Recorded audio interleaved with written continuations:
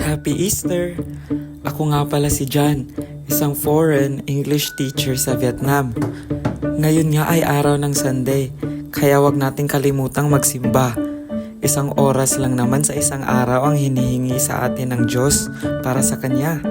Napakainit nga pala sa Hanoi ngayon, tapos na kasi ang winter at nasa spring season na kami.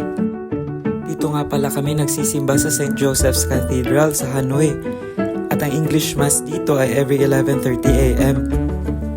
At dahil maaga kaming dumating, nag-snacks muna kami dito sa Circle K, yung parang 7-Eleven nila, sa may tapat lang ng church.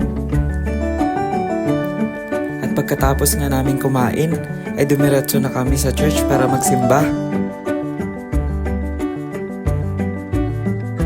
Kakatapos nga lang pala ng misa nito, at sa labas ng simbahan ay marami kang makikitang kainan kung nagugutom ka na.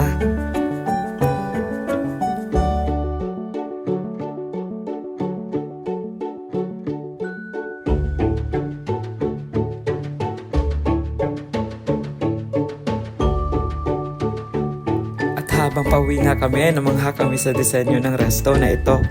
Medyo underwhelming lang pagka-video ko, pero sobrang aesthetic niya sa personal. Napansin din namin na may Michelin star siya, kaya lang sarado pa. Happy Easter ulit sa lahat. Enjoy the day with your family. Kasi sa katulad kong OFW, nakakamiss ding makipag-bonding sa pamilya. See you ulit sa susunod na vlog. Bye bye!